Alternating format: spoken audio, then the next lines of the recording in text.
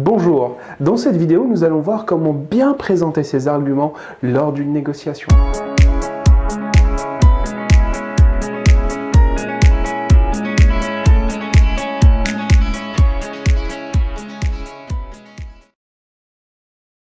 Ne présentez jamais vos arguments par ordre croissant ou décroissant de poids. Ce sera une erreur, même si cet aspect ordonné peut à première vue sembler logique.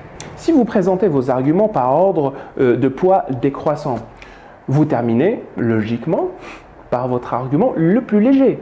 Dans une discussion, celui qui écoute réagit naturellement au dernier sujet énoncé, puisque c'est celui dont il se souvient le mieux. Vous serez donc obligé de défendre votre argument le moins convaincant. Pendant ce temps-là, vos arguments les plus forts perdent de leur impact. Voici un exemple d'une présentation d'arguments par ordre décroissant de poids. Comme je viens de vous expliquer à l'instant, Monsieur Lambert, en ma qualité de syndicat d'équipe de nuit, je viens pour négocier avec vous, dans un intérêt commun, d'autoriser à des travailleurs désireux d'arrondir leur fin de mois à faire des heures sup. Des heures sup? Oui, car voyez-vous, la production a ralenti. Nous sommes en sous-effectif depuis le départ à la retraite de Monsieur Leblanc, sans oublier les pénalités de retard que nous risquons d'avoir à payer à la fin du mois. Et pour finir, notre client principal commence à râler et risque de se retirer. Notre client principal? Oui, Monsieur Martin, vous savez, celui qui... Oui, je vois. Eh bien, Monsieur Martin n'est pas très satisfait de nos dernières prestations et... Pas la peine de s'alarmer ou d'avoir recours à des heures sup. Je vais téléphoner à Monsieur Martin et je saurai le calmer. Concentrez-vous à faire votre travail. Mais Monsieur Martin a dit... ne vous inquiétez pas, je vous dis. Monsieur Martin, je fais mon affaire. On est d'accord? Ben, si vous le dites. Problème résolu alors, pas besoin d'heures sup. Si vous présentez vos arguments à contrario par ordre de poids croissant, vous commencez avec l'argument le moins fort. Un interlocuteur impatient ou un peu cavalier pourrait vous interrompre. Il aurait alors tout le loisir d'attaquer vos arguments le moins faciles à défendre, en ne vous laissant pas le temps d'exposer les plus forts. Reprenons notre exemple précédent, avec cette fois-ci une présentation d'arguments par ordre croissant de poids. Comme je viens de vous expliquer à l'instant, Monsieur Lambert, en ma qualité de syndicat d'équipe de nuit, je viens pour négocier avec vous, dans un intérêt commun, d'autoriser à des travailleurs désireux d'arrondir leur fin de mois à faire des heures sup.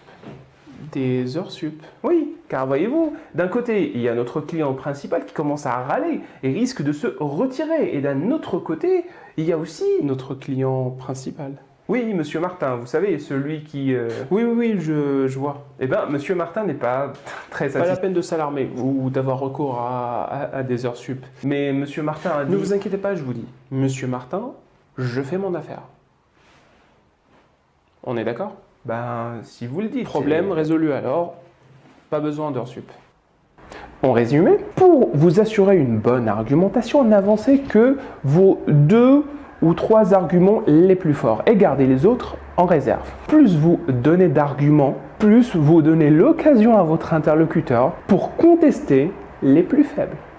Voici donc un exemple de ce qu'il faut plutôt faire. Comme je viens de vous expliquer à l'instant, Monsieur Lambert, en ma qualité de syndicat de l'équipe de nuit, je viens pour négocier avec vous la possibilité, dans un intérêt commun, d'autoriser à des travailleurs désireux d'arrondir leur fin de mois à faire des heures sup. Des heures sup? Oui, car voyez-vous, la production ralentit. Nous sommes en sous-effectif depuis le départ à la retraite de Monsieur Leblanc.